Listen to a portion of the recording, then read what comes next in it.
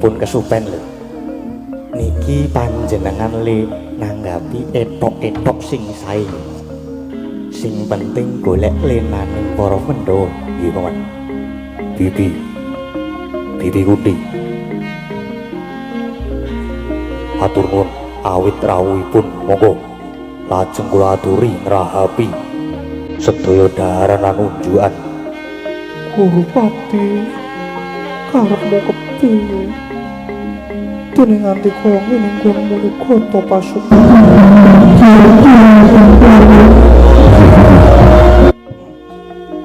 Kula ngrumaosi bilih kamukten negari ngastana menika sanes gadahan kula.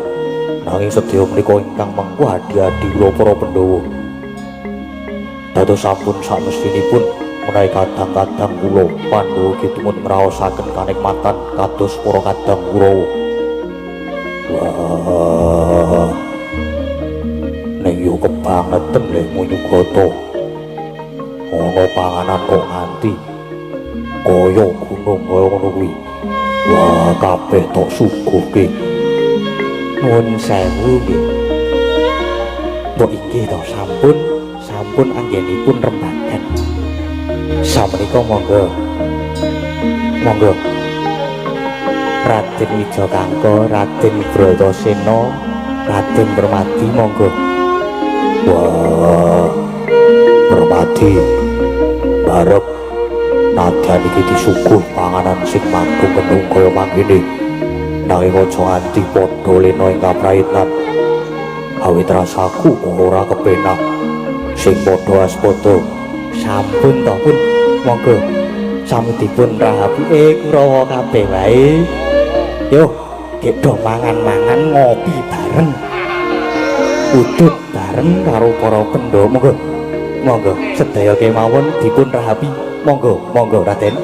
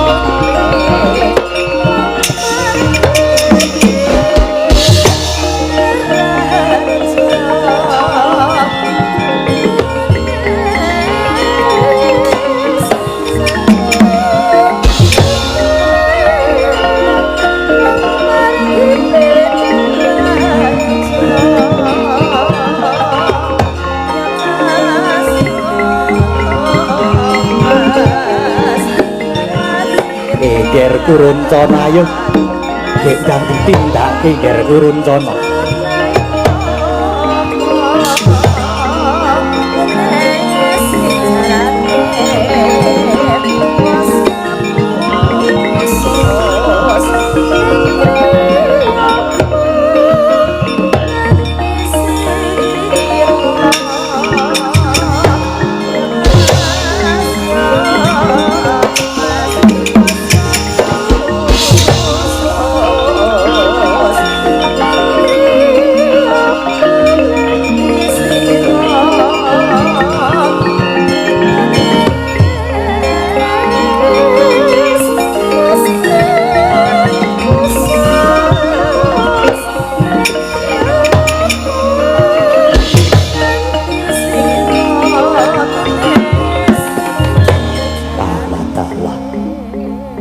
sepi kaya ngene cetha yen para pendhawa wis padha turu kepati dasare aku ya wis antuk sasmita saka Kyai Pati Sengkuniya tak tindakne ngobong bali kala-kalake pendhawa ing kene marganing patimu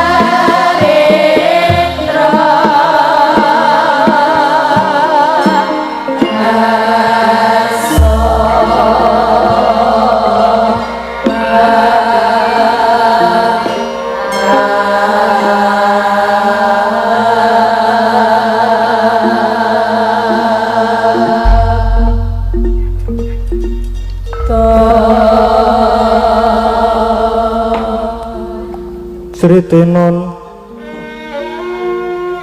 ning wasewakan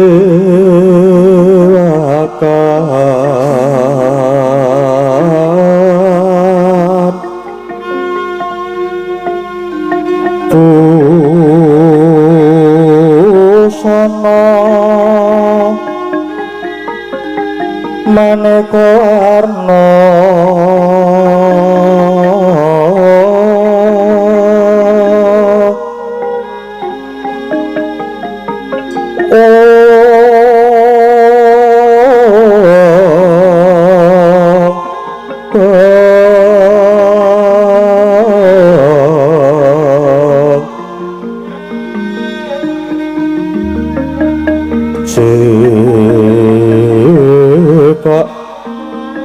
Puspiteng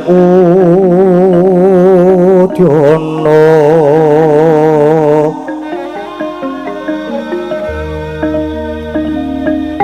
miang banjara saroro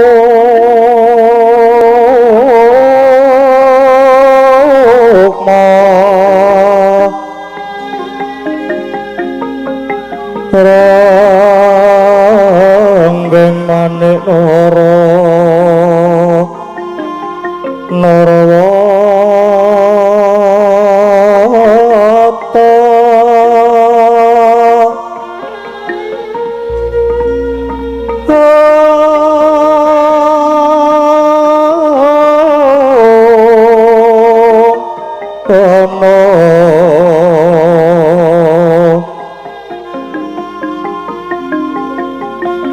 Obro-obro nyokang mirat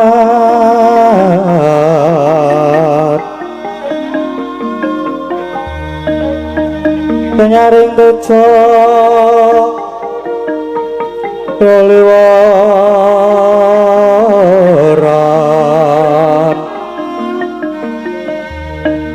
lereki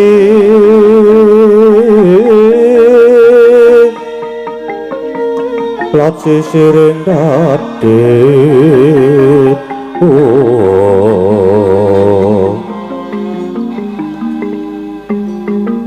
bimbo kakandomre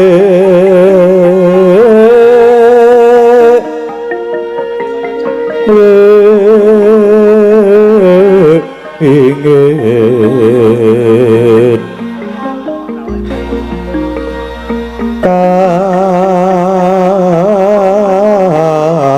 tiuping samirono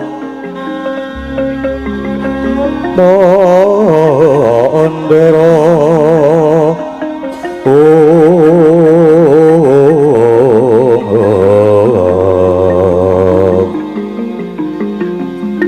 sebaran mangambar bungas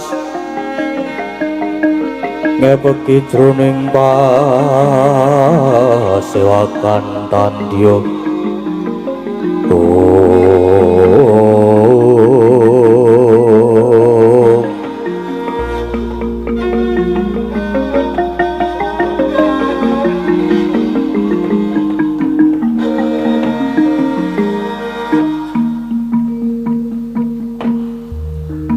jagat mangestu para wayah Bathara Jagat Suman durung suwe iki ingsun wis netepake ento putraning Sun Kurupati ingsun senggake ngaluhur jumeneng Pangeran Adipati Anom mestine ora suwe maneh bakal nglintir ke Prabu Ningsun nanging bareng wis kelakon ingsun malah banjur getun geduwung Suman. Duh sinuwun jimat sesembahan kula menapa daruranipun mekaten dene malah lajeng rumaos getun merga ingsun gegabah gusah-gusuh tanpa naliti luwih dhisik Pandhawa kuwi sejatine isih waluya apa ora inggih nanging kasunyatanipun para Pandhawa sampun sirna sing mbok dasar yen Pandhawa wis padha sirna apa nuwun sewu Bapak Prabu nalika semanten dipun adani pahargyan suka parisuka wonten ing laladan wana warata ingkang mapan ing Bali gala-gala para Pandhawa kaliyan Kakang Mbok Dewi Kunthi nedhengipun eca bojoan Andrawina boten ngertos sangkan paraning bilahi dumadakan bali kubar dening Dahana. Kula lan Kurawa saged uwal saking bebaya pangamuk ing ladu nanging para Pandhawa nalika semanten boten saged medal saking pangebunging Dahana. Satelasing uruping ladu ing mriku wonten kandha cacah 6. Lah pramila kanthi bukti menika kula saged mesthekaken yen to kandha cacah 6 menika cetha kunarepanipun para Pandhawa lan setunggaling wanita menika mesti kandhanipun Kakang Mbok Dewi Kunthi. Menika Bapak Prabu. Yo nanging bali gala-gala kuwi kira-kira kobong dhewe apa diobong? Gagewang Sulana sengkuni. Wah, nyemanggaken yen menika pripun Kakang Durna? Mbok ya sampeyan ki ngewangi kula to Kakang. Lole. Sing ditakoni iki sampeyan. Kok aku kon ngewangi? Ayo salah iki Dondrawinan aku ra mbok undangi. Pun priwe dipenake. Matur napa wonten mawon? Piye sengkuni? Ora iso wangsulan to kowe? Suman saiki ketok blangmu. Ketok gedhoamu, kabehmu jebulmu ngaya-wara. Merga bali gala-gala kuwi sejatine wis mbok rantem luwih dhisik. Kowe kongkonan karo andhanmu sing jeneng Kuruncana. Bali gala-gala digawe supaya gampang kobong. Ya ora? Ya ora, Suman. Sing kudu dinalar kuwi umpama para Pandhawa wis padha sirna mestine layon sing ana kono ora mung cacah 6. Nanging kudune ana 10. Merga Pandhawa kuwi menyang endi wae ora tau pisah karo Semar saanake. Mula sak sireping kobaring geni sing keri ana kono sektine dudu kandhane Kunthi lan Pandhawa. Nanging kuwi yektine kandhane Waranda lan anak-anake sing uga cacah 5 saka traing Nisada. Nalika semana para Sudra sabubaring mangan larataning Pandhawa banjur padha turu kepati banjur balene kobong. Kobonging bali prayitna para Pandhawa bisa wal saka pangamuking geni. Dadi bisa dipestheke yen to Pandhawa lan Nyai Kunthi kalenggane iki isih sugeng. Pandhawa isih waluya wis kuwi Suman. Saiki ku arep wangsulan kepiye? Nanging nuwun sewu. Kawa Prabu kok saged prisa, Suman. Ya senadyan mripatku iki wuta, nanging ingsun uninga merga 7 dina kepungkur wa penembaning Talkanda rawuh ing Astina paring kabar babagan lakon kang sanyatane dumadi. Lan paring kabar yen Nyai Kunthi Pandhawa isih waluya. Mula Suman lan kowe Gendari rering nyatane Pandhawa isih diayomi dening Gusti Kang Maha Agung. Mula bakal ingsun jabel sabdaning ingsun Kurupati tak jabel ora sida tak jumenengake ratu ing Astina. Ya dina iki uga negara Ngastina bakal ingsun paringke marang para Pandhawa.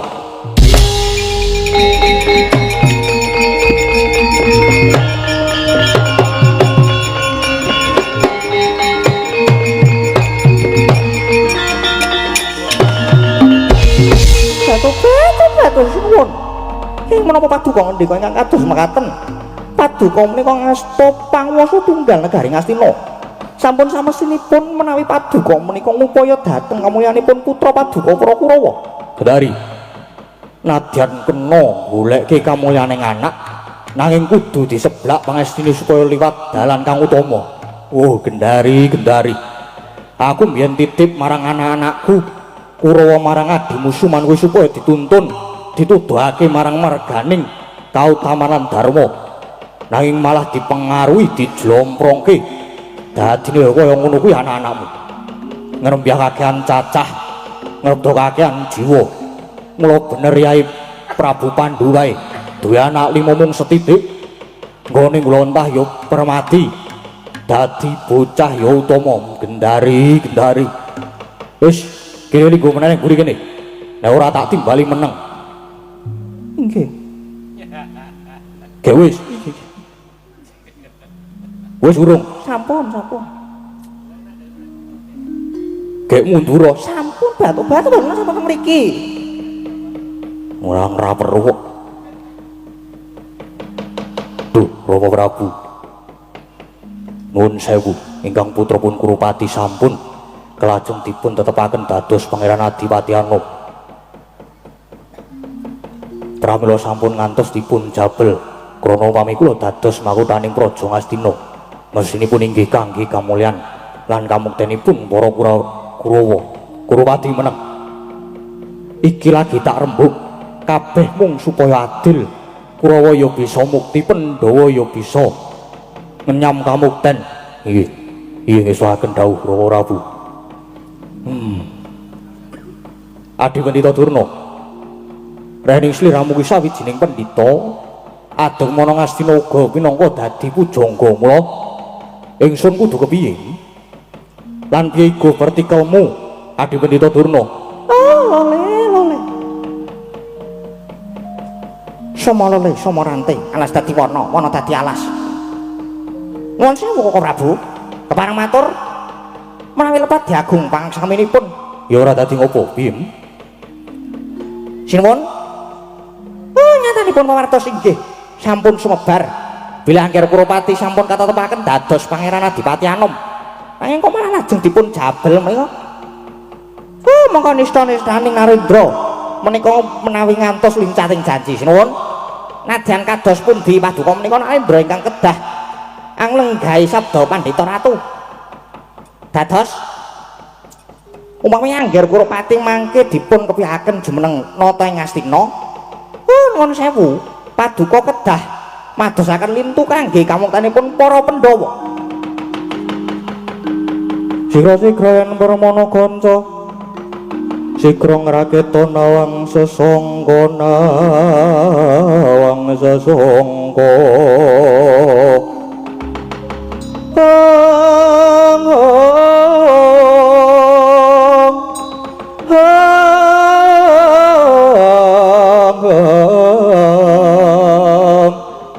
Nalendra mbek marosing sangkatri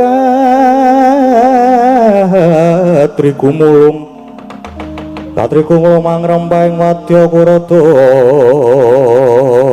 kura reka kiri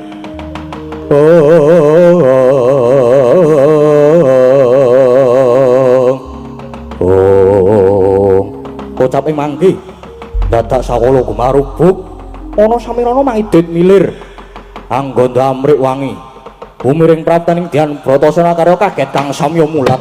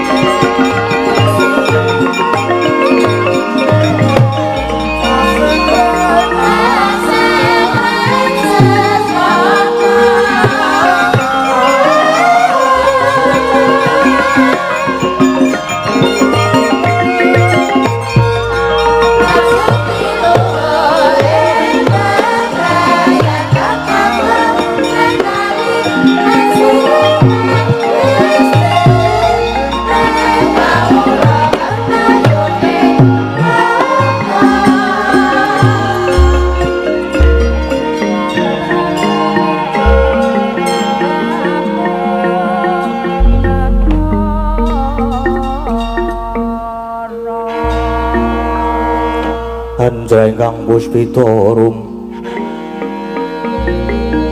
kasiring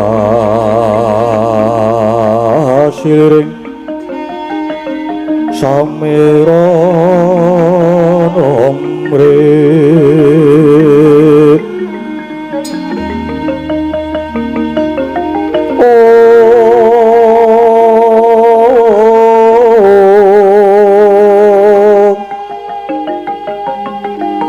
sekar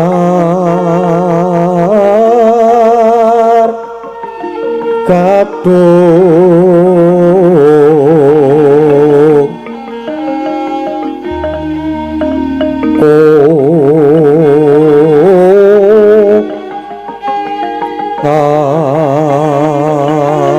nas kadanyo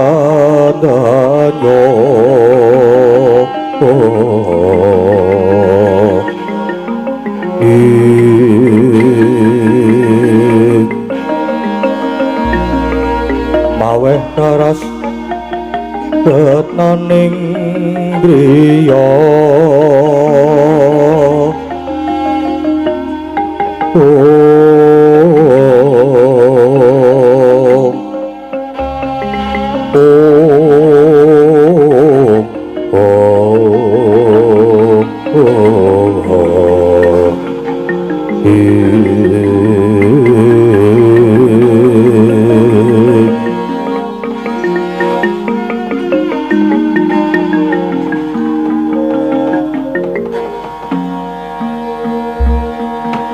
jagat dewa Bathara bareng tak granyang cetha yen iki putraku Bratasena kang mengkono Suman gagelekno mripatmu sing suwan iki sapa sing jaremu wis sirna inggih mboten klentu menika Angger Bratasena lakine ucapmu ngaya-wara kula Bratasena kaya ngapa bungaipun wa dene sira swan katon seger awakmu sira padha basuki to Ngger wah Dhestharastra bapakku aku ngaturake bektiku basaku katur Dhestharastra bapakku sing pinangka gandine Pandhu bapakku wis Yer aja nyebut Yai Pandu sing wis murut kasidan jati Sudarmamu dimen ayem ing alam langgeng yo Ngger yo sira ngaturake pangabekti banget ndak tampa akarya bombong penggalihipun wa pangestuku wae tumrap marang jeneng sira yo Ngger yo tak pundi dadi jimat wah kendari buku aku ngaturake bekti yo Ngger wis tak tampa pangestune wakmu aku wae namanono yo tak pundi Durna bapakku sembahku katur lole ya tak tampa Ngger tak tampa akarya gumbiraning manah pangestuku gaget tamanono ya Ngger yo tak pundi semono uga Urupati kakangku yo syukur di si Adi tinemu rahayu nah dalan kapok ora dibagekke to kowe salah kok pripun rasane dipatih pripun sampean dilewati pripun nggih mboten napa-napa biasa kok disengiti wae ya ora apa-apa santai kok aku kok kowe mono Bratasena sadene wakmu wis uning mungguh apa to karyanira marak suwan ngersanipun kowe iki sira mesti bakal njabel negara Ngastina jumbuh kelawan perjanjian nalika semana yen to anak-anakku Pandhawa sing ngancik dewasa tumuli negara Ngastina kudu diparingake ndak pasrahke marang para Pandhawa nanging pun bapa kudu kepiye Ngger jernyatane ya amarga kabar sing tak tampa yen sira sasedulur wis padha sirna nuli kakangmu Urupati wis kelakon ingsun senggake dadi Pangeran Adiwati Anup kang mestine ora suwe maneh bakal kakepyak ki jumeneng Nalindra ing Astina. Oh, Bratasena destun temen. Dene aku tumindak gegabah tanpa nganggo naliti luwih dhisik. Satemah anak-anakku Pandhawa malah saya wimbuh kasangsaya. Apuranen pun waya ngger. Wah, Destarastra bapakku. Aja kleru ing anarka, tekaku ana kene. Wah, yektine aku ora nedya nagih janji. Aku ya ora arep njabel balene negara Ngastina. Nanging tekaku mung bakal caos pangabekti lan ngatonaken kalamun Bratasena sak sedulur kalenggan iki isih urip. Wah, isih pinaringan rahayu wilujeng. Kuwi wae Destarastra bapakku jagat dewa Bathara. Nganti tekan semono lekas kautamanmu ya Ulup. Ora sah kakehan gunung sing tanpa guna ingkang wigati leganana penggali ewakmu. Lan aja nganti ana panyacat saka kiwa tengen. Tinarpa lamun nggonku ngregem kamukten tinggalane Yai Pandhu iki kaya dene wong kang ngemut gula krasa legi banjur moh nglepeh. Babar pisan ora. Kang mengkono nggir. Iku ana kamukten kanggo sira sak sedulur wujute alas gung liwang-liwung. Wana mertani ya wana marta. Babaten kinarya Badrakutha Ungguwana. Lan kanggo mukti anak-anakku Pandhawa ya ngger Bratasena. Manganjur lakuning angin kukurang graning gunung. Ora bumi prakampita.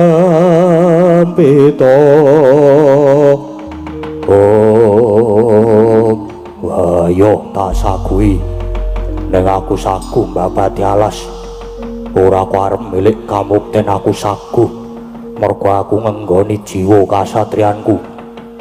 Nadyan umpama alas wis kelakon tak babati dadi kutha lan negara.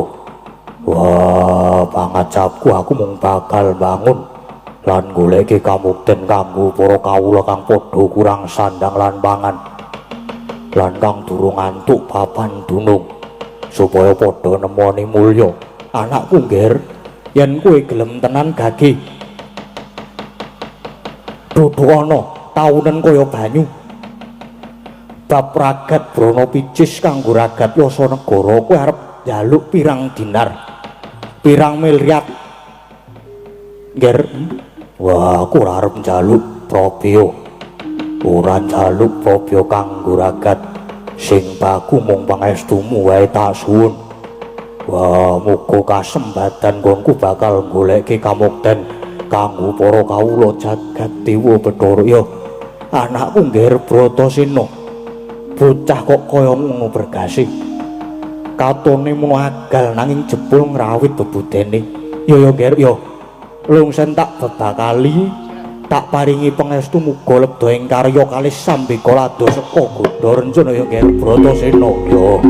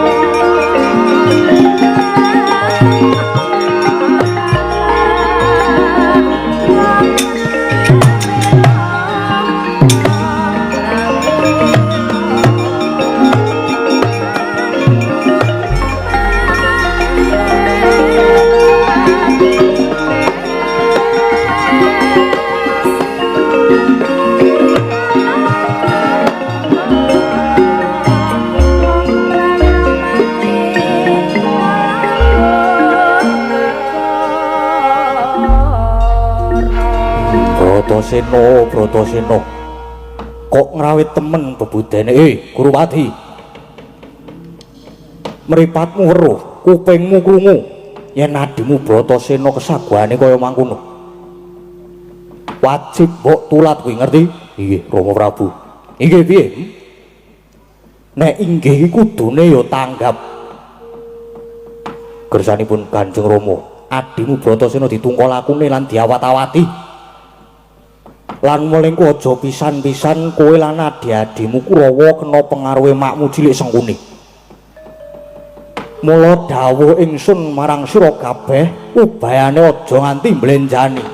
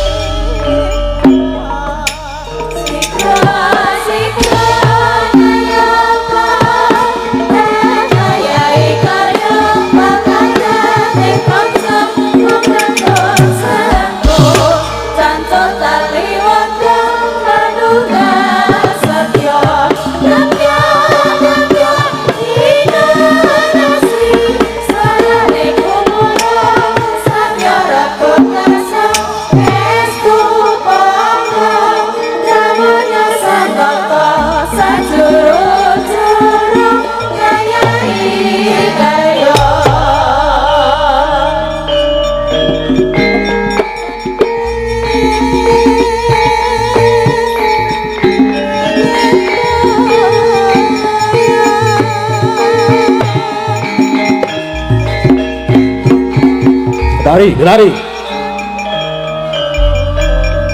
Wilayah itu mundur sih.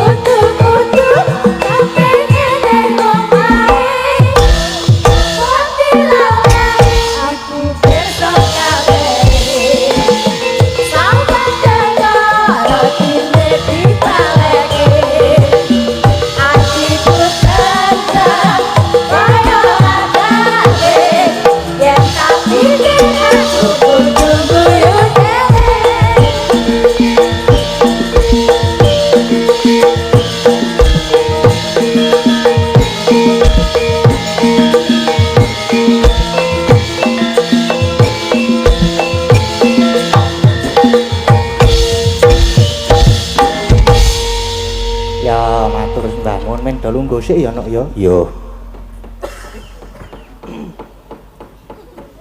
Nggih, sugeng dalu berkah dalem.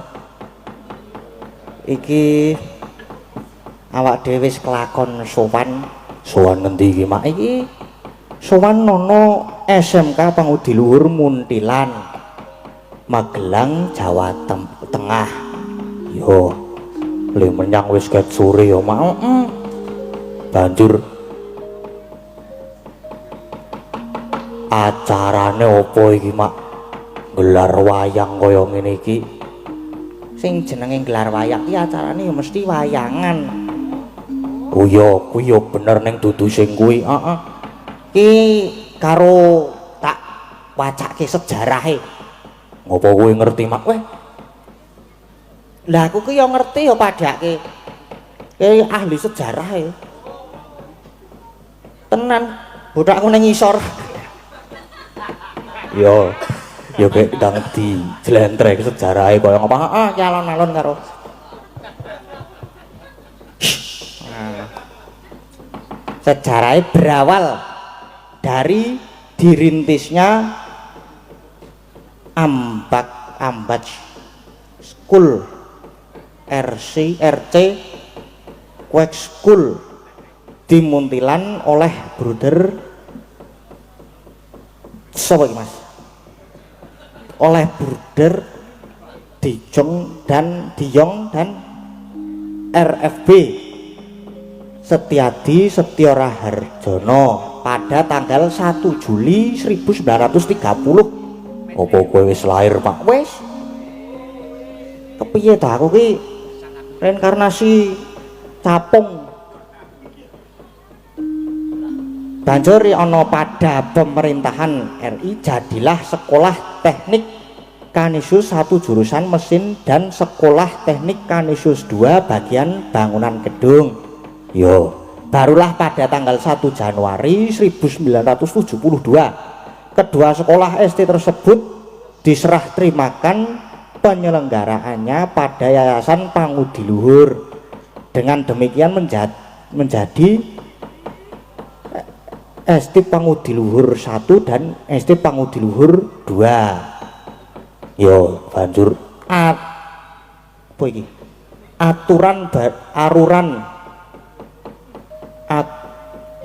Mas iki kira-kira aruran apa aturan, Mas?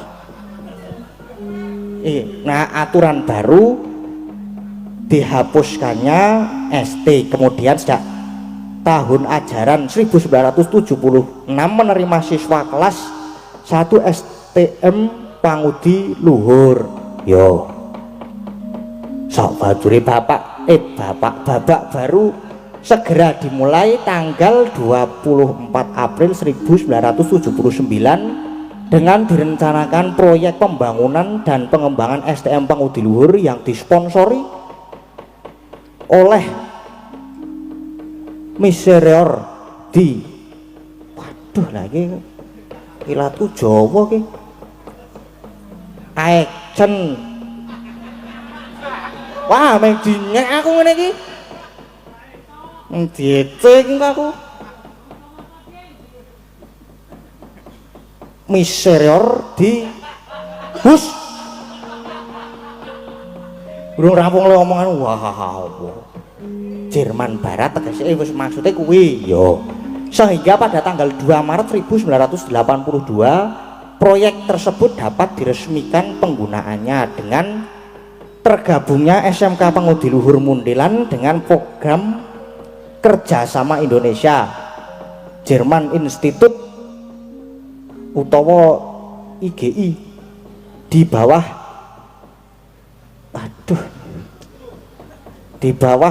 IGI Center dalam bidang desain furnitur dan produksi. PIKA atau PIKA Semarang pada tahun 2003 untuk mengembangkan dan meningkatkan kualitas pendidikan serta pelatihan industri di daerah guna memberikan kesempatan pada kelompok masyarakat miskin serta mendukung kemajuan industri lokal. Yo. Sabajure sono apa? Ora mak isih sono. SMK Pangudi Luhur Muntilan menggunakan sistem kontrol SPMI sistem penjamin mutu internal dan memiliki 4 program keahlian, yaitu 1 ada teknik furnitur, 2 desain permodelan dan informasi bangunan, 3 teknik otomotif, sing 4 teknik mesin. Yo banjur iki ono visi dan misine. Yo apa mak visi dan misine? Visine menghasilkan lulusan yang berkarakter baik, berkompeten, unggul dan terdepan di tingkat global. Yo banjur misine apa? Misine A, mendampingi peserta didik dalam menerapkan nilai-nilai karakter baik yang berlandaskan Allah adalah kasih. B, mendampingi peserta didik menguasai kompetensi sesuai bidangnya agar dapat mengaplikasikannya dalam kehidupan maupun untuk studi lanjut. Yo. C, mendampingi peserta didik untuk berprestasi unggul dan terdepan agar menguasai kompetensi sesuai dengan perkembangan zaman. Yo isono keri DVD, mengupayakan sarana dan prasarana serta unit produksi sesuai perkembangan zaman. Ngono no. Yo mak, yo karang yo piye yo ora pati pinter mak aku ki mak, nek kon omongan yo sak uni-unine iki yo karo kula nuwun mau ya wis mampir nanti sore mau mampir wonten daleme Pak Radio Harsono. Yo lemu salin yo ning kono. Lek ku ganti yo ning kono wah jan disuguhi macem-macem. Neng kene yo ngono. Dadi yo wis wareg aku saka ngomah macem-macem. Ning daleme Pak Radio macem-macem, neng kene macem-macem, wah jan wareg tenan aku yo. Saiki visi misine wis di apa jenenge wis diaturke. Saiki mung kari iki bengi iki barang iki ana bintang tamune sapa? Bintang tamune Denok Tatin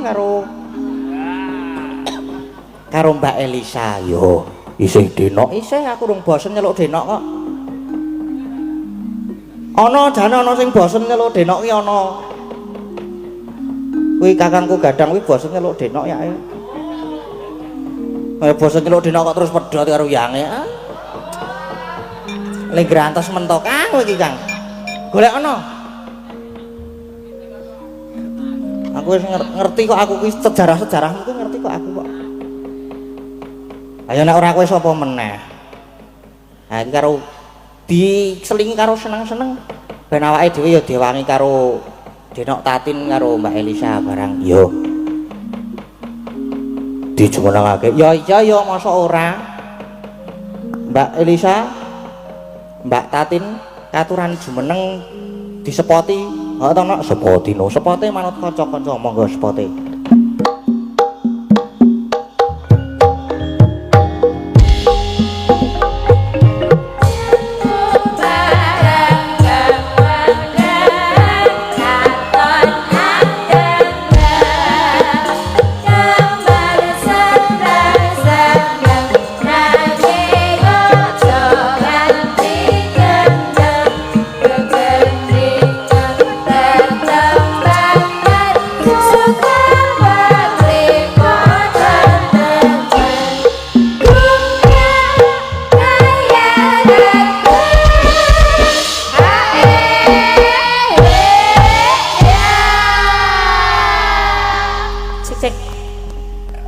Sugeng dalu. Nggih, Sugeng Riyadi. Nggih, Sugeng Riyadi. Salim riyin, Mas. Lepat nyuwun ngapunten nggih, Mbak. Kathah lepate nyuwun pangapunten. Mak Cangek Yulimbo luar biasa dirgahayu untuk SMK PL yang ke-50. Usia yang tidak sedikit nek cara wong ki wis setengah tua. Heeh, setengah abad. Setengah abad. Dadi ya lumayan. Nek kowe pira Mbak umurmu? Aku meh kepala papat. Abad kuwi, Mas. Maksud lo iki bar maaf-maafan lho Mas Gading. Ya justru bar maaf-maafan kosong-kosong diseni meneh no. Oh, diseni meneh dosa meneh. Kan iki demite wis do metu. Kok do tumit. Lah iya toh, jadi saatnya kita saling mengejek lagi. Oh lagi wae lho, lagi pirang detik lho le salaman.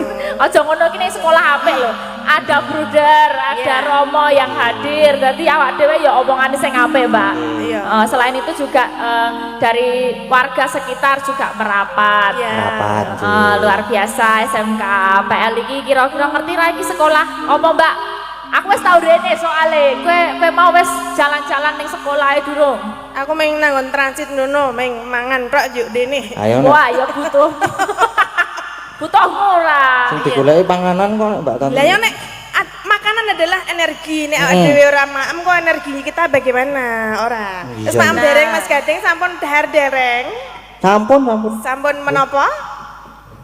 Sampun maem Maem kali napa maksudnya?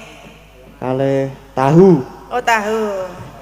Ya serah apa-apa sepenting maem mengucapkan dulu Mengucapkan, selamat ulang tahun Selamat ulang buat tahun. SMK Pangudi Luhur Muntilan yang ke-50. Semoga menghasilkan lulusan yang unggul, berprestasi dan juga berkarakter. Amin. Ya. Begitu. Pokoknya nek saka alumnus SMK Pangudi Luhuri cetok kabeh duwe karakter sing apik, Mbak. Nanti do diajari piye carane peduli satu sama lain. Dadi kabeh iki berkarakter ora kok. Sing penting teko sinau metu wis. Ora ning ya piye carane ngerti antara siji karo sijine ewang-ewangan ngono kuwi. Ning kene sinau macem-macem, Mbak, kaya teknik kuwi ana iso tek bangunan, mesin, barang kuwi, ngelas ngono kuwi. Sesuk piye carane gawe las dinggo cutik untu pamane ngono kuwi sebuah inisiatif. Lah cutek untuk. Ayo to. Maksudnya- Dadi nek piye carane ade untune iki pas bolong ngono kuwi piye ben ra bolong ngono ki iso menciptakan dhewe saka jenenge cutik untu dilas dhewe mbok menawa kuwi. Sesuk di masa depan namanya teknologi akan ya ora. Oh berarti ngono ki ya. Mas Gading arep menciptakan apa kira-kira Mas Aku, Gading? Pak? Heeh. Umpamane iki menciptakan cutek untuk, lah kowe menciptakan apa? Ngelas gapit wayang Nah, atos. Nah, luwih atos saka suaramu ngono ya. Kok suaraku aja remel, walaupun ini kebanyak ya iso ngelas, iso ngurusi mesin, iso ngurusi ya ngerti bangunan, ngerti apa-apa jenenge mebel apa macam-macam. Tapi anak-anak kene iki ora ninggalke budaya, Mbak. Leres mau nyatane sadurunge wayang lekas yo anu pementasane warna-warna ana tari, ana mengko yo arep ana mbak-mbak dan mas-mas sing arep maju rene gamelan to nembang Kandhane. dan juga Aku yo bingung kok yo tukang las kok iso gamel barang kuwi lho. kayak ya Sebuah jenenge wae luar apa-apa biasa. iso ya luar biasa. Itu kudu diapresiasi. Moga-moga dengan ulang tahun yang ke-50 ini semakin banyak yang mau masuk ke SMKPL untuk belajar ora mung sinau babakan apa jenenge apa? Mesin. Mesin lopolas tapi yo budi pekerti. Sinau yo budaya. Budaya ya nyatane ya murid-muridnya iso budaya. Apik. Apik. Ya, nah iki sebelum kita ini kita mbok menawa saged tanpa mengurangi rasa hormat Bruder Totok mbok menawi saged minggah pepanggungan. Nggih, wau. Nggih, menika saged menyapa Bruder mengke kalian yang nonton streaming napa alumnus yang hadir menika. Nggih, kepala sekolah. Kersa nggih Bruder nggih, mengke Kersa. kalih mbok menawi kalih Romo yang hadir ya kan Bruder. Nggih. Mungkin kersa ya Bruder ya. Saya jemput ya.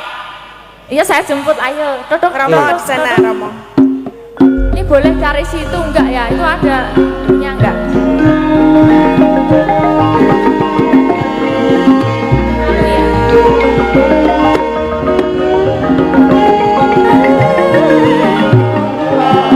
Monggo brother.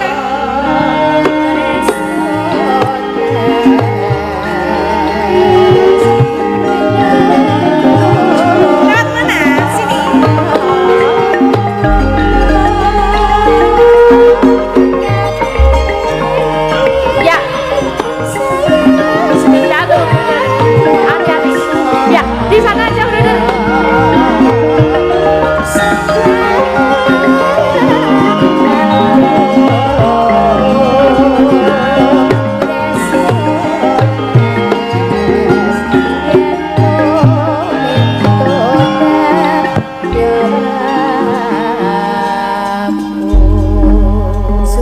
selamat malam De Toto. Sugeng dalu Berkah selamat dalam. malam. Sehat Berkah nggih? dalam Mbak Tatin, Ya, Mbak ya, sana, Elisa Pak. dan Ya.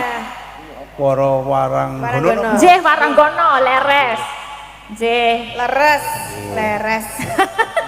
Ya, Bruder menika biar akrab, menika kan juga ditonton sama banyak orang nih sekarang teknologi yang membuat wayang itu bisa dinikmati secara nasional maupun dunia. Nah, menika apa yang membuat Bruder itu kok bisa mendekatkan juga budaya kepada anak-anak teknik begitu mbok menawi sakit menyemangati yang lain Bruder. Terus apa harapannya di usia yang 50 ini untuk Pangudi Luhur? Akeh pertanyaan Lho itu. langgih no. Kelasnya kan udah ke polo sekolah ngono lho. Nek siswa ya sing gampang. Polo, kepala. Iya, Mbak. Nggih, matur nuwun Nggih. para pandemen wayang kulit Nggih. sedaya kemawon, wonten Rama, wonten suster, bruder-bruder, Ya. Bapak Ibu sedaya ingkang sepisan kula ngaturaken sugeng dalu. Sugeng dalu. Sugeng Kok dalu. nggak ada suaranya nggih? Coba diulang lagi, Bruder. Sugeng dalu. Sugeng dalu. Ya ngaten lho. Kajengi semangat Ingkang ya. kaping kalih ngaturaken sugeng riyadi Idul Fitri, mohon maaf lahir dan batin. Nggih. Mbok menawa sing dadi guru, sing dadi bruder salah seleh nyuwun ngapunten lan mangke nyuwun pitraipun. Oh, bisa gitu, bisa ya. Kiai-kiai kasepuhan niku lek kudu mitrai sing enom. Nah, Lah kula tesih enom niki, Pak. Masa brother kok tesih nem? Tesih nim. Berarti ki nek kalian kula pripun? Nggih undang-undi Oh, jadi pelantaran ngoten nggih. lan anu pantaran. Nggih. Jadi kita nyengkuyung budaya luhur menika. nggih. Rumiyin Ki Seno saderengipun pun pundhut Gusti tasih live streaming rikala para bruder riyaya ugi ngaturi panjenengan sedaya kalian Ki Seno live streaming menika. Amargi kita estu-estu kados pundi seperti wau dipun aturaken bruder ketua yayasan pembentukan manusia yang holistik yang unggul itu tidak hanya dengan ilmu pengetahuan dan keterampilan namun dengan ugi kanthi budaya menika. Mugi-mugi kanthi menika putra-putra masyarakat sedaya menika sageta nguri-uri kabudayan unggah-ungguh syukur saged nabuh-nabuh menika. Nggih. Nggih. Kula iso ngonek-ngonekke kula. Nggih ta? Onek-onek. Panjenengan Nek saged ora iso ngonekke saya ngonek-ngonekke kula. Oh, ngunek-ngunekke ya. Niku benten lho. Benten nggih. Ngonek-ngonekke karo ngonekke benten. Mangke babakan kesenian, nah putra-putra sampun mewakili kula mangke. Oh, Nggih ta? nggih, Adik-adik sebagai wau. wakil nanti. Nggih. Mewakili. Wau. Nah, kula mbangane Wau, mangke menggawe kisruh ten mriki. Mboten. Ning kedah mengke panjenengan nggih nembang kalian kula napa Mbak Elisa Kula duwe nyekar ten makam mawon kula. Ampun lucu-lucu ta, Bruder. nembang. Nembang nggih. Nggih mboten nyekar Nggih. nggih. Kula bisane maju tak gentar niku. Ah nggih saged Niku nggih sakit mengke sakit. Gamel sing waton seru niku. Oh, siap. Kados gedruk wau niku. Nggih. Merusak panggung niku. Niku saking Apa-apa, niku wis saking tak semangate. Panggungnya Pak Santo Sate niku. wong nggih. Mboten gedruke sing kerusan, panggungnya kurang bakok. Oh, lah ya Pak Santo. Biasanya pun panggungnya semen langsung menika. Lah kok niki pun nganggo kayu-kayu ngoten niku. Mugi-mugi ngaten Mbak Tati, Mbak Elisa. Harapannya tentu kaula muda menika tansah guyub. Ya, langkung-langkung menika wonten ing Idul Fitri, monggo sareng-sareng nyengkuyung pasederekan. Agamanipun napa mboten masalah, gitu. Kula Katolik, panjenengan Islam, wonten sing Kristen, jane ana sing agama barang jane. Wis pokoke rukun. Rukun. Ning mergo ning Indonesia kudu ana tulisane KTP. Agamane apa ngoten. Biar aman, Nggih. gitu. Nah mila monggo-monggo nek arep sekolah wis pun teng Pangudi Luhur niku. Wis Ya mantap Gitu. nggih. mereka nggih kathah sekolah, muridé oke-oke. Pangudur mboten usah oke-oke. Sing penting duwite oke. Gitu. Kula wae dicunguni pirsa bruder kula. Pripun? Ya arep 50 tahun. Nggih. Kuwi sing nanggap pira nek ngono ki. Men sithik aku. Sithik nggih. Sithik. Kira-kira Tak tekem ngene wis cukup aku. Makane enten sing bruder kula badhe cecolo pun pokoke diyani ngoten mawon. ingkang pundi to? Oh tamburi niku, udah tutut niku. Oh, nggih. Nggih, Nggih. Nggih, mangke siap katuran Tutut, pinarak nggih. pepanggengan. Tahun ngajeng mbok menawi. Nggih. Oh, Pokoknya nggih, bab siap. niku urusan buri, sing penting pentas. Nggih. Kula Bapak Ibu kadang sedaya monggo ingkang kagungan putra-putra mboten sah kudu putra sing apik-apik. Sing elek kurang ajar kula tamani. Lho niku lho bentene SMK Nek PL. cah apik kula wis biasa. Nggih. Nek karo cah kurang ajar kula wis seneng. Malah seneng nggih. Nggih. Sebabe Ya jak gelut. sisan le dangdeng niku nggih Bruder. Cah STM ya kudu APM padake. monggo sing rumangsa kangelan didik putra-putra, Nah, langsung putri dilebetke daftarke ten mawon. mriki. Tesih buka niki, tesih kula buka ning tekan Mei lho niki. Cih. Nek ora lek daftar tutup. Gitu. Tekan Mei. Ora kena dodoki jenengan. Cih. Gitu. Lek sekolah bayare pripun ora usah dipikir. Rasa kok pikir keri. Wong kula nanggap iki ora mikir bayaran kula. Dipikir bendaharane niki kok. Lah ya bener ya. Nah, monggo. Kakung saged, putri saged arep jurusan arsitektur wonten mesin wonten bagian ngrusaki motor nggih wonten. Terus ditandani Oh, tak kira perusak. bagian bangun-bangun mebel nggih. Mebel. Bangun omah? Wah saged omah-omah nek kula mboten parah. Ora arek kalau Mbak. Maksudnya omah Nggih. gedung. Pun monggo kita guyub pangudi luhur menika kagem masyarakat sekolahipun masyarakat. Ya. Nggih. Jenengan saged nyekolahke monggo babakan mbayari pokoke wis pangudi luhur wis ora hitung-hitungan. Nek iso ya akeh lah. Lah, Sing nek iso sithik akeh niku ya pun akeh. sithik pun biasa. Nggih. Niku kala-kala akeh. Ngarepe iki ayem terus ning burine dadi ngene meneh. Nggih. Ketoke Pun. semangat iki. Mugi-mugi Napa? kadang-kadang sedaya lancar, Amin. sehat sedaya menika mungkin kondur nggih sehat. Amin. Gitu. Nggih. Soalnya jare mriki niki ya rada-rada pripun nggone ngoten. Oh, gitu. Uga-uga ngoten. Waduh kok rada meden-medeni ta Bruder. Aku ditempatkan di sini. Ini mboten kuwatir, wonten Rama apa diberkati Pak. Oh, nggih. Amin. Aman nggih pokoke. Sehat sedaya Kabeh nipun. sedaya. Wonten Pak Santo niku pun Pak niki Santo. enten mambu-mambu menyan to niki. Nggih. Wah, nggih niki pun Biasa sih obong-obong, nggih. pun wayah metu niki. Saya metu napa? Pun Nggih, ngaten mawon lho, ndak malah nyanyi rusak. dulu. Nyanyi dulu Kalau Bruder. belum nyanyi nggak boleh turun. Ya. Nyanyi mau apa mong mboten Loh, persiapan. maju tak bentar pun bisa ini diiringi gamelan. Bentar, mosok kejawen maju tak gentar. Oh, lah kejawen Lah apa? kula nderek putra-putra mawon mangke. Oh nggih, Nggih. sekalian putra-putra Nggih. berarti nggih. Nggih. Oh nggih, putra-putra boleh sekalian naik ya, Angel dan kawan-kawan. Monggo Mbak Angel. Iya, sekalian ini kita tunjukkan. Mbak dari Angel PL. menika kelas kalih otomotif. Nggih. Ini 6 BPKL ditarik pulang. Sekolah punya hajat pulang. Pulang. Tuh. Mbak Angel itu yang anu toh. Mbak Angel itu pembalap itu. ya? pembalap itu. Pembalap. Oh, Wah, alah. Puyai Putri ning pembalap. Nggih. Oh.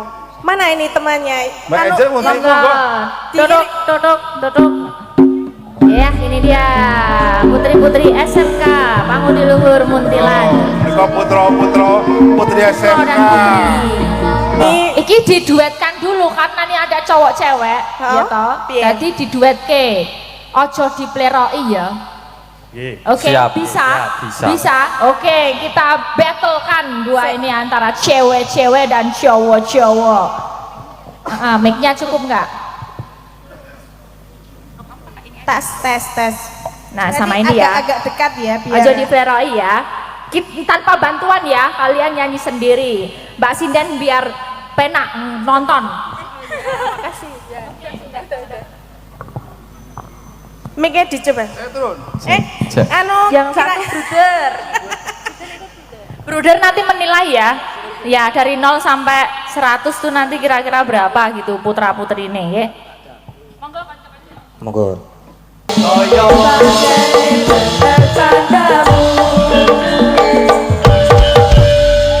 Ya, ini lagu pertama ya. Sing lanang ngono semangat. Semangat. Aja Kok nganggo ngene-ngene sing bae. kene kok gur meneng wae ngene-ngene tok. Kudune kaya kono Kok ya. isin yo? Coba ditakoni Mbak kok isin apa gitu. Nek sing kono kan nganggo gerak-gerakan. Kalian yang sama juga gitu. Biar rada centil ngono piye ngene. Karo koprol ngaten, Mbak. Iya. Kita tanya Bruder dulu dah. Nilainya berapa, Bruder?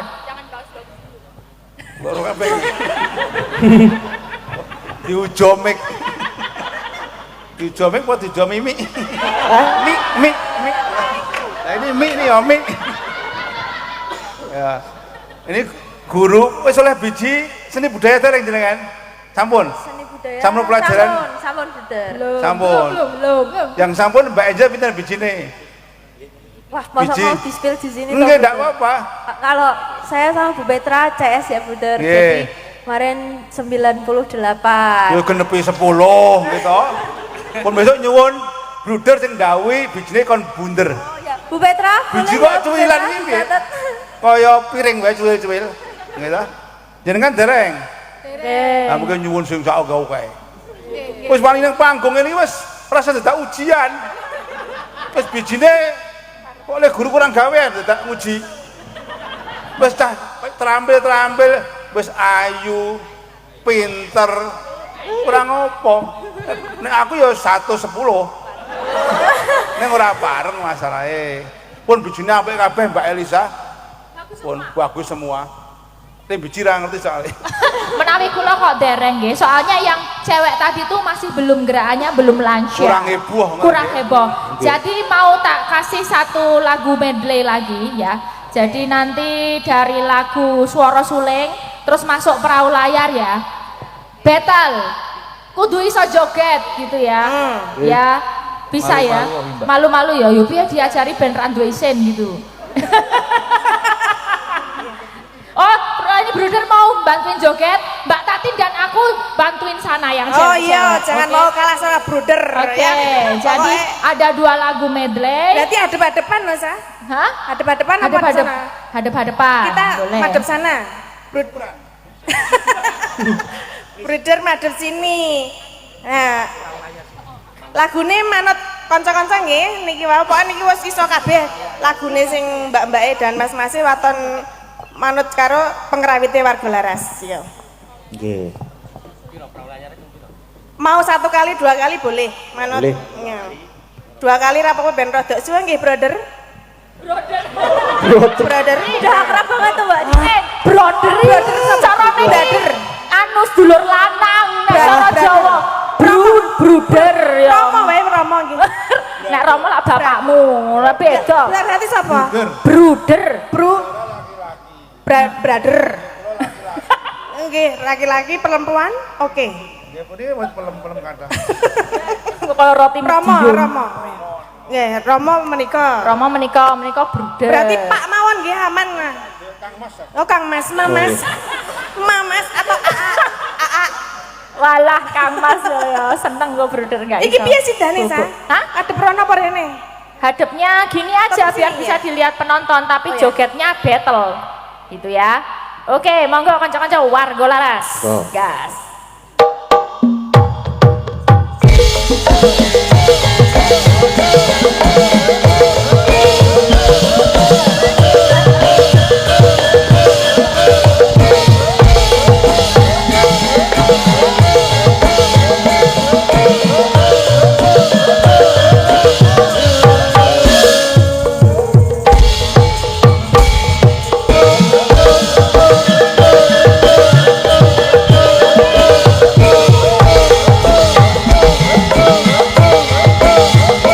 Thank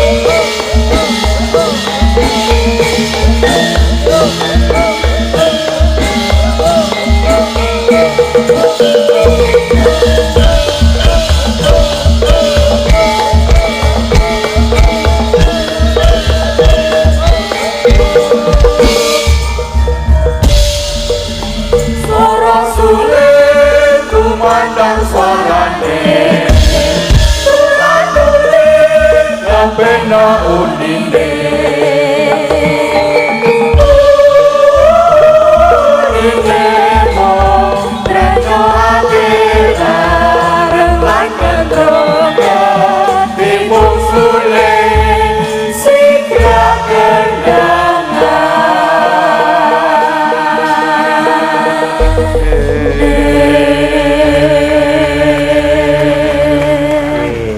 luar biasa Mas Gading, komentarnya dong Mas Gading. Tidak bisa berkata-kata, intinya mantap. Mantap. Tek di biji piro Mas Gading cara kesenian niki? 146. Oh, 100 wis ponjol. Punjul 100 wis punjul. Saking bagusnya, terima kasih ya. Angel, Dela, Elisa, Tati. Udah sembah nuwun, makasih semuanya. Oke.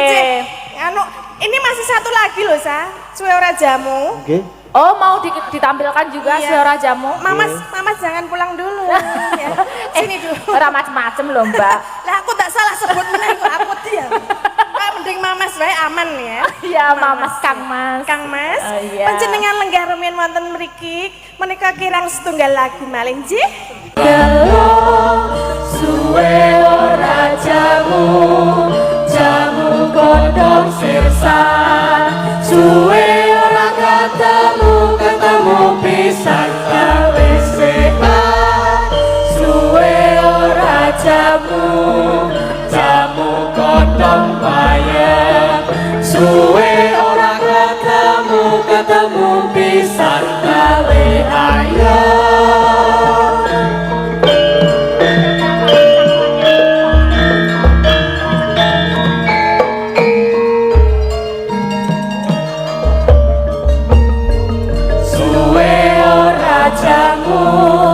Jamu godhong kelo, suwe ora ketemu pisan gawe kelo. Suwe ora jamu, jamu godhong sirsa. Suwe ora ketemu pisan dadi sehat.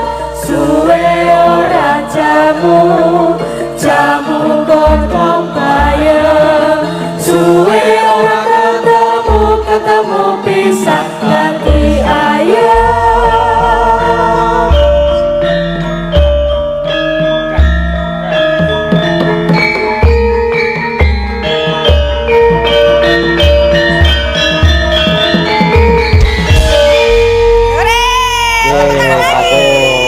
Luar biasa.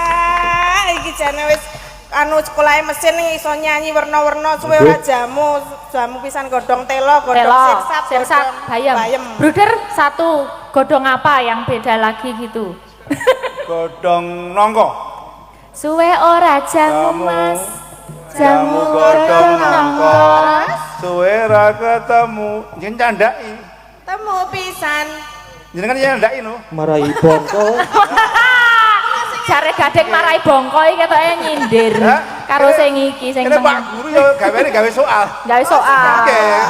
Oh berarti urung latihan iki tambah malih jajal napa godhong napa? Ya godhong pelem. Suwe ora jamu, jamu godhong pelem. Suwe ra ketemu temu pisan. Ayam tentrem. Ya, sae. Godhong napa meneh? Wong nek iso nggih pamun godhong-godhongan terus. Kembang. Goreng-gorengan ngoten nggih.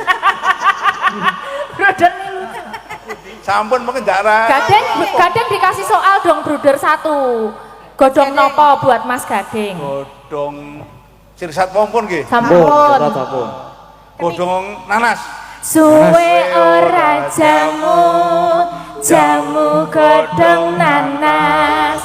Suwe ra ketemu, ketemu pisan. Atine panas. Atine panas. Kan rene niku godhong. Awake begas. Godhong nanas peri gitu. Awake bergas, Bruder.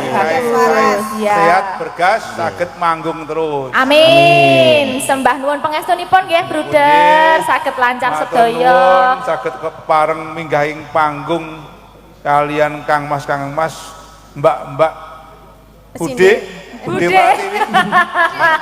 Bude Prastiwi. Menika Bude. Oke, sembah nuwun semuanya adik-adikku yang cantik dan ganteng, udah menampilkan yang luar biasa. Jangan putus untuk melestarikan budaya ya. Oke, tepuk tangan sekali lagi buat Bruder dan semua siswa-siswi SMK Pangudi Luhur Muntilan. Yuk, turuk.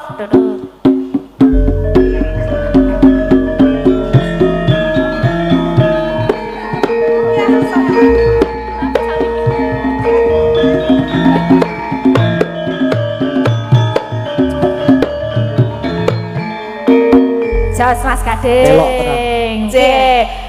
Kalah loh dhewe yang dari seni itu. Ini mereka yang dari teknik malah bisa melampaui kita. Lah dhewe nek kon nyekel apa? Las ra iso. Kon nyekel kayu. Ra iso. Nyekel kayu isone meng meceli. Ra iso Mas Gading iso. Napa? Dandan motor apa-apa. Nek le bongkar saged. Bongkar saged. Benake ra. Ora iso. Nggih, mbok pilih mantan pamungkutan lagu menapa Mas Gading? Niki mau enten apa iki mau? Oh. Sugeng dalu Mas nyuwun tembang Kadung Tresna saking Yusuf Jepang. Ingkang nembang sinten? Derek mawon kepareng sampun transfer 200.000. Oh nggih. 200.000 nggih. Ada lagi? Dibaca-baca dulu. Telas niku. Oh niku mawon. Nggih, namung niku. Untuk pembukaan Kadung Tresna ajeng sinten sindene napa ajeng kula kalih Mbak Tatin derek Mas Gading mau gimana? Nggih pembukaan Mbak Elisa kali Mbak Tatin. Oh iya, oke, siap. Oke. Pakai bawa apa lajeng? Ngagem bawa. Iya. Rina wangi dadi ati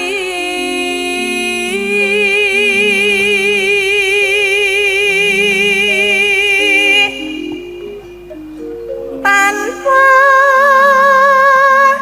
dar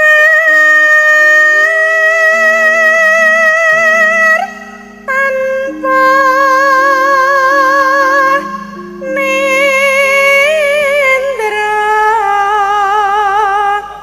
Pas banget untuk siswa-siswi SMKI sini kan orang-orang yang jatuh cinta, anyar-anyarane seneng. Kadung Tresna ya. Ora dibalesi ngono kuwi sewengi engko ora madang sedina. Emosi. Pikirannya tekan dindi. Nah, aku tetep madang lho ya. Doa tenane. Mas Gading kan wis melampaui hal kuwi to, wis gede. Mbiyen yo tetep ra dibalesi. Cita-cita SMK. Kerep. Ayo ping pira? Ayo. Mungkah banget Mbak, sak itu lali kabeh. Selali ya. Sapa-sapa selali. Kayung yon marang selirane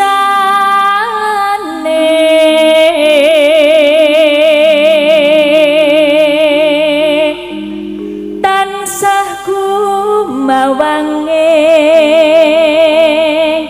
netro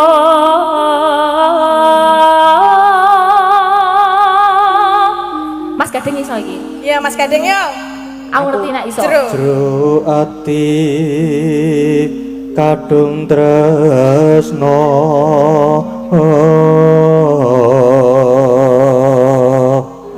ya ora klepek-klepek wedoke nek dingene iki. Ayo meneh. Moh, Lagi dong. satu saya gua aku neng.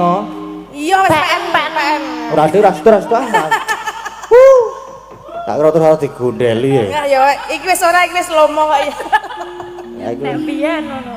Ayo Mas Gading, Mas, dua baris satu lagi. Tahan iki mau. Tandi yo. Oh ya Tandi. tan liya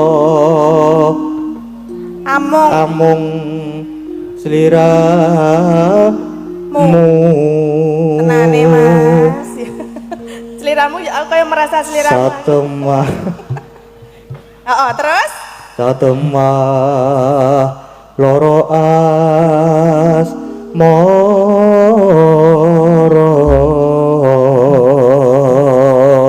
jas ayo Mbak Tarim lamat wus katon tejane engko berangkat mencarang aduh wiragane sinawang tan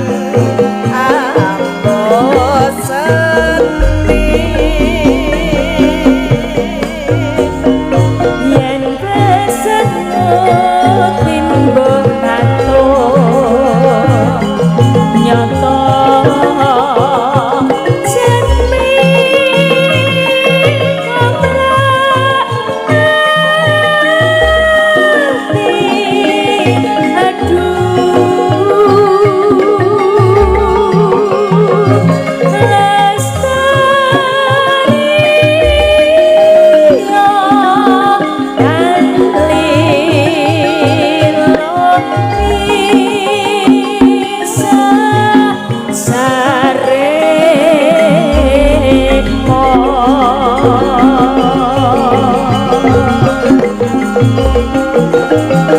nadyan bebasan men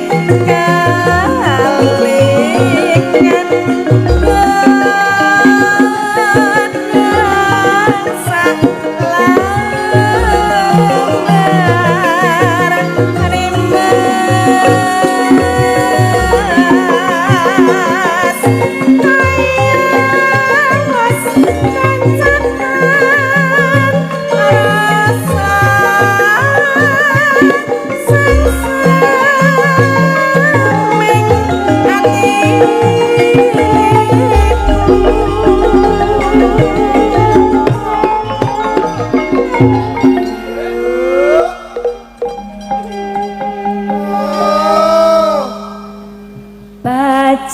bacaane sarwa asli jurang tenku tansah kuwon eman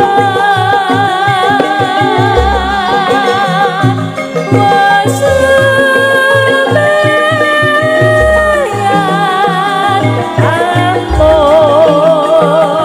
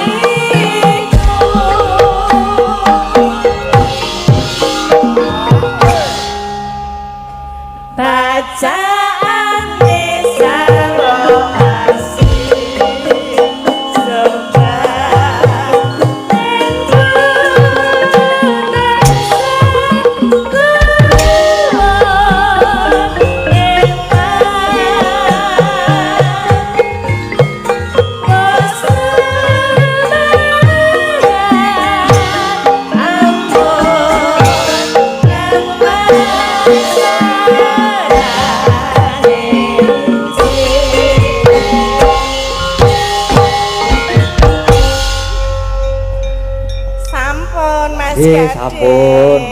Niki melebet meleh lho niki. Menapa? Request tembang hidup ini adalah kesempatan yang nembang Mbak Elisa dan Mbak Ika Saking cinta. dari PKWL Klasik Banjarmasin. Wih, sudah transfer Banjarmasin. 200.000. Matur nuwun PKWL Klasik Nggih. Banjarmasin. Wah, kurang adoh kok mau Jepang Banjarmasin kok ngenteni sing Skoma. Niki bar iki Singapura. Oh, ha iki Singapura. Ana meneh. Dari Mbak Linda Singapura. Mbak Linda Singapura. Nyawer 500.000 nyuwun tembang 1 gelo 2 kembang rawe Agnes Ngedruk. Wah. Nggih. Agnes. Agnes Gedruk. Khusus Siap. gedruk Mbak Agnes. Nggih, Siap-siap, khusus Nes. Ngedruk. Apalagi? Sampun. Sampun? Sampun Ya, sementara oke. sudah. Berarti hidup ini adalah kesempatan ya kita Nggih. persembahkan spesial untuk romo-romo yang hadir juga. Nggih, Ya, kami Mbak Mbak Ika Ika. Suhesti monggo. Iya. Lenggo sik ono. Iya. Ayo Mbak Iu, yo Mbak Iu, yo.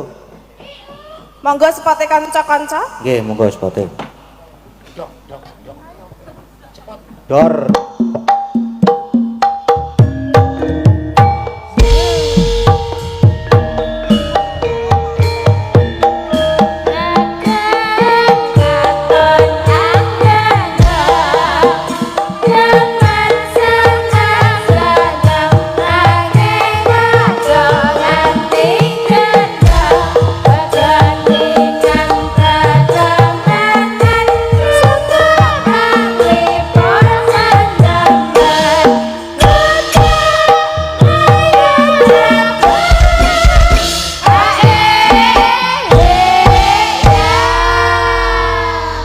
Selamat malam Mbak Ika. Selamat malam. Menyapa Eh, dulu Mas Sugeng Gading dalu. dan Sugeng dalu para Mas rawuh. Gading. Sugeng dalu Mbak Ika. Ugi sugeng dalu sedaya ingkang rawuh ing dalu menika. Nggih. Apa ucapan untuk apa SMKPL yang ke-50 tahun mendoakan ucapan. apa untuk alumnus apa dinggo siswa-siswa? Ayo sempurna. Jangan mengganggu dulu Pak Parjo. Doanya untuk kedepannya semoga yang terbaik dari yang lebih baik. Yang terbaik dari yang lebih baik. Dari Anaknya, yang Mbak, lebih baik ke yang terbaik. yang piye-piye baleni. Kepiye? Sing bener mau piye? Sing bener kepiye? Dari yang baik menjadi yang lebih baik. gitu. Dari Wale yang kok? baik Wale. Oh, wale. menjadi yang lebih baik. Nah. Ya.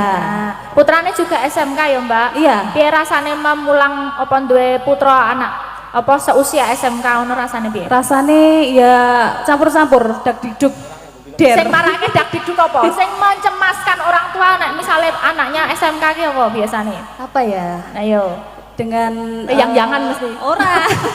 Apa? Perkembangan zaman sekarang yang seperti ini pastinya kita lebih apa ya, lebih was-was diri ya. Ya, kudu mengawasi. Kudu mengawasi secara intens, harus dikontrol terus supaya nggak salah jalan, nggak salah pergaulan gitu. Oh iya, wis kudu kaya ngono kuwi. Kalau nggak dipantau, mung diserahke gurune, gurune kon mikirke murid cacah 40 ya. Ra iso, jeblok. dibantu sama wali murid harus ya. Wali Betul. murid wajib. Nggih, menika Wajib. indah apa kok indah rencanamu? Apa mau? Apa mau? Apa mau judulnya? Apa mau? Oh, hidup ini adalah Hidup ini kesempatan. Jadi masalah kesempatan. Awar nyanyi indah rencanamu Tuhan. Oke, Ini siap. request dari Yanti Mas Gading. Saking PKWL PKWL Banjar. Di mau? Banjarmasin. Banjarmasin ya? Nggih. Oke. Tenan ora? Tenan. Kon ngirimi Jangan apa piye dikleru. WA-ne? Ora. Maaf saya membaca ya. Boleh, boleh. Apa apa membaca? Boleh. Jembatan Ini ilmu Lah membaca. iya, ini Apa? Betul. Apa le? Membaca Apa? adalah Apa mau? jembatan Ilmu. ilmu. Yo, aku ora tau maca. apa ya? Iso ngerti beri. Carilah ilmu sampai ke Apa? carilah ilmu sampai ke Sampai ke enggak tahu. sampai ke negeri Cina. Ini sambungannya kuwi kuwi. Oh. Ya indah rencana. Alah, Hidup Hidup adalah ini adalah kesempatan. kesempatan. Sekarang yo apa namanya awal mula bar poso Nah, nggih. 30 dino kuwi lho. Iya ya. Jadi Poso. kita tuh pemanasan untuk pentas sih mesti Betul. ting pececer itu. Kayaan ya. Monggo kanca-kanca.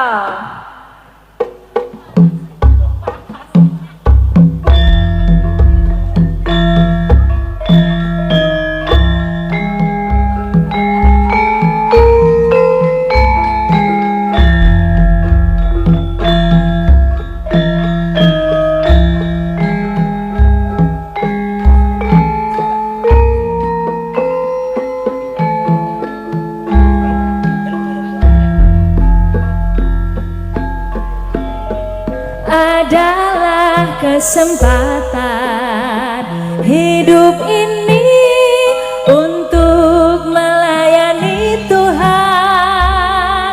Jangan sia-siakan waktu yang Tuhan beri. Hidup ini harus jadi berkah.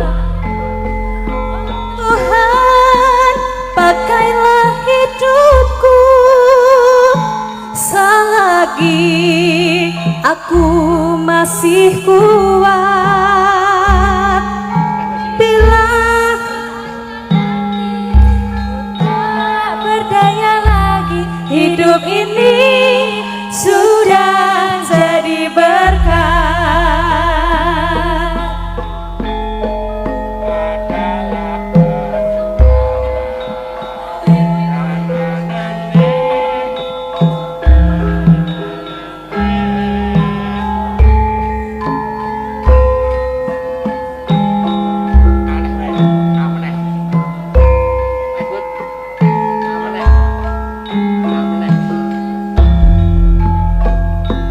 Hidup ini adalah kesempatan.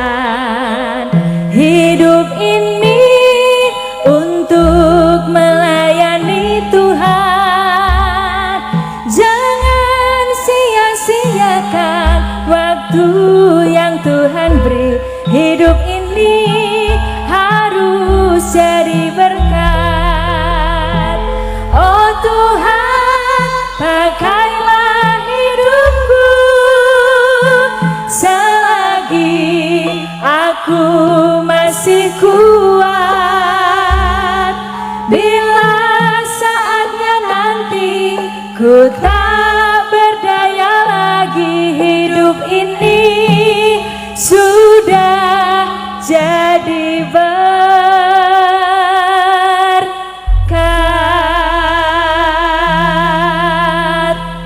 Ya, karena yo mencoba kembali iki yo angel tenan. Oh, arep mubang sebelah ngendi yo Lali golek-golek kabeh. bareng nggih. Mboten napa-napa nggih, semoga menjadi apa ya, renoning penggalih yang request gitu nggih. Nggih. Nyuwun pangapunten karena lama nggak dibuka. Ora apa-apa. Sing penting sudah diaturkan. Menika Gimana? ditambahi ya tambalane ya. Dikasih tambalan Oke. biar semakin apa rancak gitu ya. Oke. Lagunya memanik ya Mas ya. Oke. Ya, didangdut ya Mas.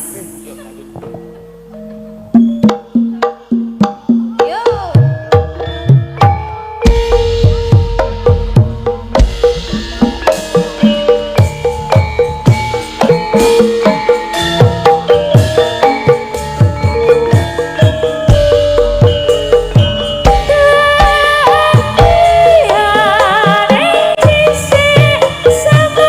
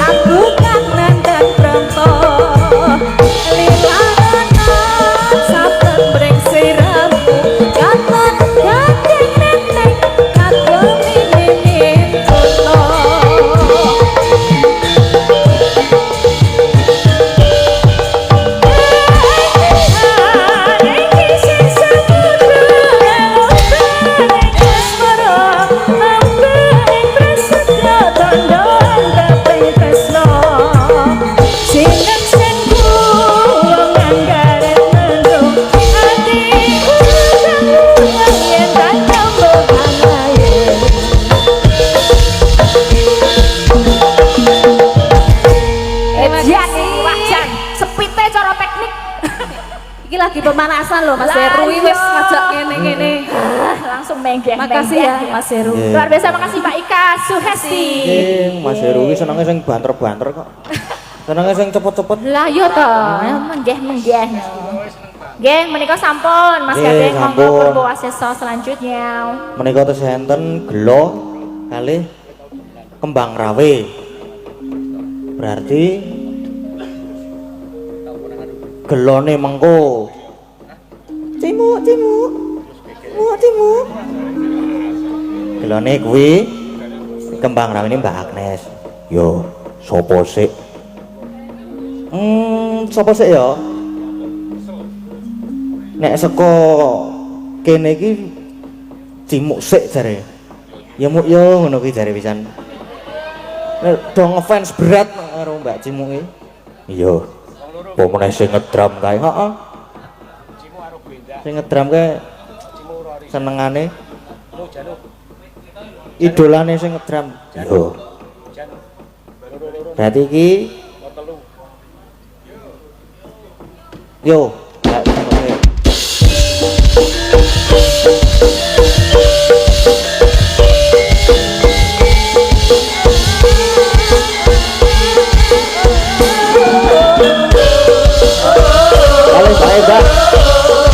Mbak Eda sekalian.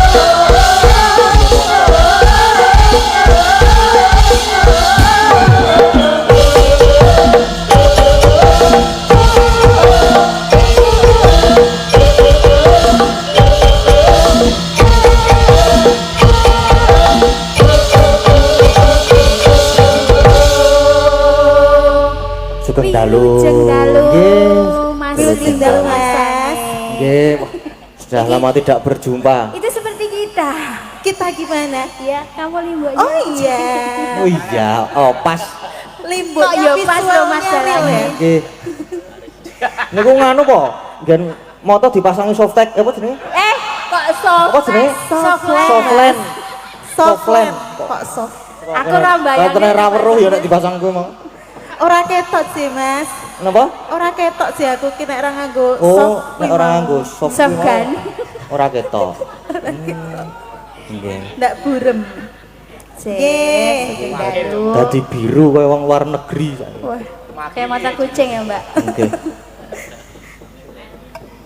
Menangani pamundutan nggih, Mbak. Nggih, saking Saking Mbak Linda Mbak Linda Singapura. Singapura. Nggih, gelo. Wih kok rapal, Mbak?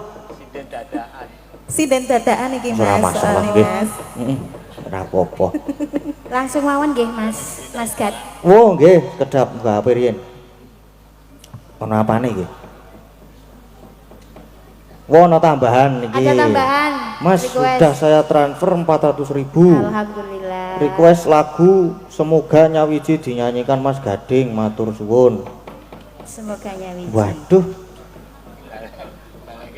Bisa. lali aku. Buka tag. Wes mengke gampil niki. Sekarang Gampang. kalau dulu ya. Nggih, kelorian Kak nika. Langsung mawon nggih. Nggih, langsung Nggak motor usah pakai napa-napa. bawa ya. Nggih. Nggih, Mbak Cimu. Nggih. Jogete nganut kono lho ya. Oh, kok manut aku? Lah iya wong kono sing gedhe kok. Waduh. Alah. Nyenenge kae lho sik tukang drama kae. Iya, lho. makanya. Sini, sebelah sini, Mbak Oh, Cimu. iya. Kene ya. Ya. Halo, Ketok toh, Mas. sayang? Ketok toh? Ketok. Kok kodok enjukan? Jan ngono kuwi kok. Mangga. Nggih, monggo.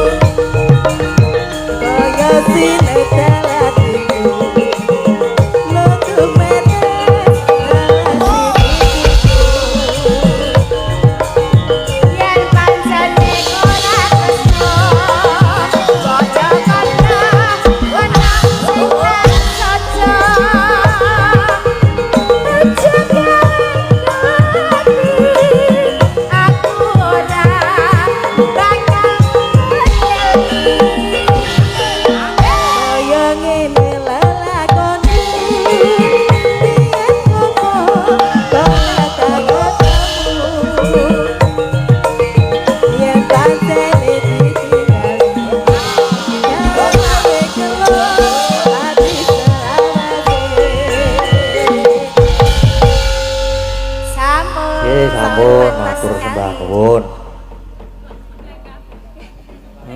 Iki kanca-kanca karang suwe ora pentas terus dadi kleru. Tekan ngendi-ngendi. Iya. Pamundutan. Meneh wae isih ana kembang rawe. Ana semoga nyawiji barang mau kae. Iya. Diaturke sing ngene ya sing kembang rawe sik. Kuwi mengko nyawiji kuwi gara-gara ya iso